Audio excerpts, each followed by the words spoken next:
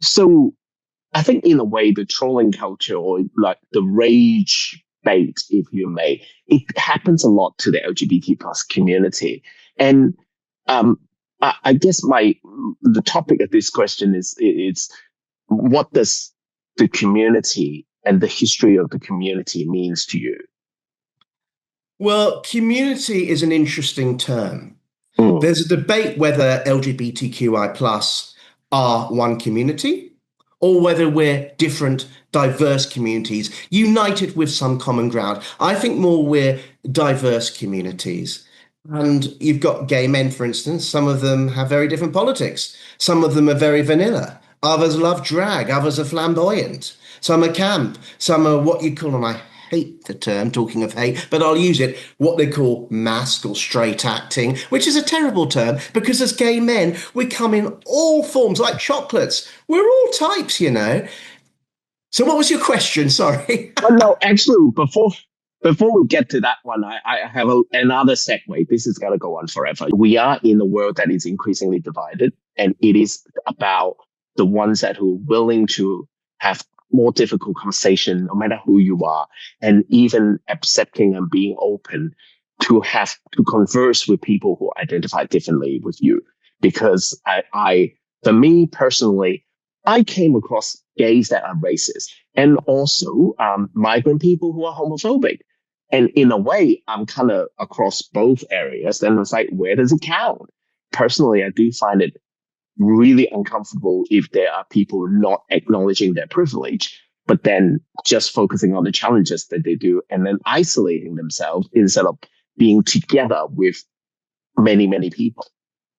Every day is a learning experience, and I'm so glad you touched upon racism within the gay community Oh, God. because I've not experienced it myself, but I've witnessed people say things about other races or things that are very stereotypical. Like if you happen to like an Asian guy, your partner's Asian, you're accused of being a rice queen, or Asian guys accused of being potato queens, when in fact it might just be you're in that relationship because you love the person and you're attracted to them. But I think racism is rampant in our community. You know, oh, I must only date white guys, Asian guys, black guys, Indian guys. Ageism, transphobia, Mm. biphobia, lesbian phobia, so many phobias in our community, and it's toxic. And I'll be honest with you, I do have gay friends, but I'm careful who I get close to. I can remember I was at a Christmas party just over a year ago, and the people sitting around were gay men, and they were talking about transgender men coming into what they said were gay spaces. And they said, we want a safe space. And I was thinking, but safe from who? Why Yeah. does a trans man coming into a gay pub threaten you? How does it threaten you? It doesn't. It really does not. And I know about that exclusivity. Believe it or not, a couple of times, not in Sydney, but in London, I've gone to gay bars. And they've said to me, do you know this is a gay bar? Another one I went to was only gay only. And I had to prove to them I was a gay man by naming other gay bars. And I'm thinking, I'm feeling excluded by my own community. And don't get me wrong, there are wonderful gay men out there. There really are, who are very accepting, who are very progressive and very open-minded. But there are some who I just find that attitude toxic, and it's so not needed. I was at a party in London about 15 years ago, and I eavesdropped on a conversation, and it was saying that if you're in a same-sex relationship, you can't be bisexual. And I was thinking, Um, how does that stop you being bisexual? It's a ludicrous argument, but it's one I still hear, and I do speak up. So if anybody's watching this and saying, William, do you ever say anything? Yes, I do. I do often say things, and then I walk away because I don't want to be in that environment. I don't want to be in an echo chamber. I don't want to be surrounded by yes people. I'm happy to have discussions and debates as long as they're civil. But I will not tolerate racism or transphobia, homophobia, lesbian phobia, biphobia, all the things I've mentioned, or intersex phobia, transphobia, all of that. I will not tolerate it because I don't want it in my life and it shouldn't be in other people's lives. And I have transgender friends, lesbian friends. They're attacking my friends simply because they're women or they're transgender. They are attacking my friends. And I take that personally. I'm sorry, but I do. Yeah, and that's the right thing to do. For me, I would not waste my energy and time on people who doesn't care about others' lived experience, because everyone's lived experience is different. It's like cyber another tangent. Sorry, but it was quite funny that there's this friend of mine who is like, by description, we're practically the same person. We're about the same age, born in Asia, but moved to Australia in a younger age, and then we're both out around the same time and things like that. But one major difference is that, how do I put it? During my school years, I lived in quite a right wing neighborhood. It's like, I don't know why. I don't know why.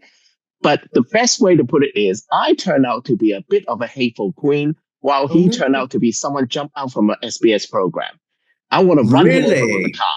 Like, but I mean, isn't it interesting? Because by description, that me and this person were practically the same human being. Like, it's if you're just looking at data, but then there's more than that. Everyone will have a different lived experience, and that's fact. But we can still talk to each other. We can still become friends with each other. We can still support each other's rights. Because we are all so different. We're human beings. Yes, we're united by our sexuality, like if you're gay, you like other guys, etc. But we're also so diverse and so different. We have different viewpoints. We have different likes and dislikes. We have different types of relationships, etc. Mm, But at the same time, we need to be allies of each other because there are so many outsiders, people yeah. from the broader world who are against us. So why are we having so much infighting? Why are we having so much division? It's just not necessary, and it's so uncalled for. Yeah. The book will be a really good lesson for, hopefully, people in all ages, but younger generation as well, to learn about. Like, stories is very important. Story is very powerful, and you can learn from each other and avoid the horror of, like, say, horror of war. That's what Stan was born in. Like, something like that. Let's not go into World War III, but let's not go into that topic. Oh, But let's not. But Stan has lived through it all. He's seen oh so much. gosh, And oh god, Stan, yes, he gets emotional. Yes, he gets anxious sometimes. It's all in the book, so I'm not giving you anything away. But he's come through it all. He yeah, survived it all. And he's still there. He's still laughing. He's still smiling. Sometimes he cries, but he's still laughing and smiling. And he's tough. So whenever I am down or suffering with something or there's a problem, I think of Stan. But the best thing about the book is that Stan has become a dear friend, one of my best friends. He's 85, I'm 48, very different age brackets, very different upbringings, but somehow we found that common ground and we relate. And when I wrote the book, it's in the first person, and I wrote it with Stan. I was keen to put it in the first person, so it was his mm. voice. And I put it by him, and he said, "That sounds like me." And one of the best compliments we've had is like, "Stan, reading it, I could hear your voice." That's what I wanted. Oh That's what I wanted. well, and that actually, because you guys put 11 years into it. It's not something that AI can spit out for you. Yeah. And the other thing is, if you just if you just write with technology, you miss out on that friendship. You miss out on that way of learning by being there. And this is something that's important, that you do more than one draft of a book. We did Mm. 3 or 4, and that's important because we wanted to rewrite bits, take bits out, maybe add things. Often the first version, don't go with the first version. Do another version. Don't be afraid to do 3 or 4 or 5 versions. But it's not been a lone effort just with Stan. We've had 2 brilliant editors, Kevin Markwell and Keith Howes, who both have a history of writing and have had published works, excellent books. Kevin Markwell's an academic, an author, and Keith Howes is a journalist and an author as well. And they have been so helpful. And their guidance and their advice I'm most grateful for. And then there are other people involved with the book. our endorsement was done by Carlotta. Now, I don't know if you're familiar with Carlotta, but she's probably the most famous lay girl. She's a transgender pioneer here in Australia. She's been on television, she's been in newspapers, on radio. She's an absolute star, and she was in Lay Girls and other shows for many years. She wrote the endorsement. A comedian called Bob Down, who's really called Mark Trevorrow, he did a wonderful endorsement too, as well as a guy called David Mitchell, who's a producer and has worked in television, a big name. But best of all, well, not best of all, just as equal, the foreword was written by a showbiz journalist who's been on TV a lot called Craig Bennett. So I'm most grateful for them. And if you want to, you can ask me about the photo on the book and a bit of the publishing side, and I'm happy to share that with you as well. And two people have been very important. The person who lives with Stan, who's called Philip, he's Stan's former partner, but they still live together. He's been supportive. And also my own partner, Donald, has been absolutely wonderful. And he's stuck by me when I've got frustrated, when I've got annoyed. He's been there at my side. Oh, So I always try and acknowledge Philip and Donald. well, look, I mean, as you should, and I think this is the perfect opportunity to like talk about some of the people that are, like you already mentioned quite a few. But let's talk about some of the people that are also involved in the book. Of course, we should start with the photo. Now let's have a look. Now, you see this photograph? Yes. Well, that was taken last year by a brilliant photographer who lives in Kyogle called Jodie Harris. Now, she took the photograph and it was for a competition. But our publisher, Leanne, who I'll also talk about in a moment, suggested to me, don't you think that would make a good cover of the book? My initial reaction and Stan's was, oh no, we want a glamour shot. Oh, but then I was quickly won round because this is Stan today. This is warts and Ooh. all Stan. It's not a glamour shot. And what I like about it is he's not in full drag. So he's partly in drag and he's partly not in drag. And that is the Stan. His two lives have become one. And I think the cover really, really covers that and summarizes it. And this photograph has been on an exhibition that has toured around Australia. It's currently in Cairns. It's going to be in Gelton. It was at the main gallery in Canberra and many other towns and cities. And I'm so proud of Jodie Harris for allowing us to use her photo. She's been absolutely brilliant and supportive. And we actually spoke to her at the launch. And she hadn't Oh, done any interviews. And I can tell you now, she should do more because Jodie Harris, if you ever want to speak to anybody, speak to Jodie Harris. She was fantastic. I was so impressed with how fluid she was and just being able to give the answers and give long answers, a bit like me, give long answers as well. I'd love to interview her again. She's absolutely brilliant. oh, look, I mean, actually, here's a strange little idea. We haven't talked about this before, but I think maybe later this year, I should have you and Jody on the call together like this as its own special episode. Absolutely. And I can also recommend, and I'm so Oh, grateful, Leanne Myrna, our publisher. She's been absolutely brilliant from Planetary Press and Publishing, and she came along at the right time. So we really wanted to get the book out a few years earlier. But I'm actually glad we didn't, because Stan has done mm. all those TV shows since. He's done his stage show, Vintage Dragon Mint Edition, and we also had COVID as well. And then Leanne had recently moved from elsewhere in New South Wales, Newcastle, to Kyogle, and she came into our lives at exactly the right time. It's like the planets align. And Leanne has been so good. She's been so supportive.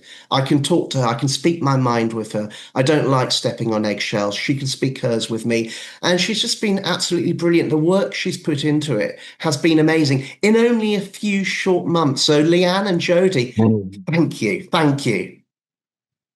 Oh gosh, well, you know what? I'm gonna put their information on the show note as well, Thank you. because that's another clear proof is that you can't do like there's a lot of things you cannot and shouldn't do it all on your own. And like I mean, even this part, this is a storytelling that you and Santa are putting together for 11 years. But throughout the journeys, there are so many people involved, like Jody and Leanne and everyone else, because without like it takes a village. It It takes does. more I than mean, just yeah. I had great help from Linda Smith, who lives in Kyogle, just outside Kyogle. She helped us find publishers. She wrote to publishers, put in a lot of time. A guy called Graham Aitken from the bookshop Darlinghurst, which has sadly just closed, also advised me on publishers to go to, bookshops to approach. And other friends gave me advice. I'm sorry if I've left anyone out. I hope you will forgive me. But I'm grateful. Stan is also grateful for all the advice we've been given and all the support and all the help. And yeah, thank you. I really do thank you. Thank you. So this is supposed to usually the first question to ask, but I want to leave it to this stage to ask that. Did Stan ever say to you, why did he want a book written about him? Yes. He wants to help younger gay guys to know that it can get better, then it can be okay. That if you've got somebody like Stan from the early 1940s, during times which were probably rather more homophobic and less accepting than they are today, that you can get through it. That you can come out with a dance and a smile and a laugh like Stan has. It's not always easy.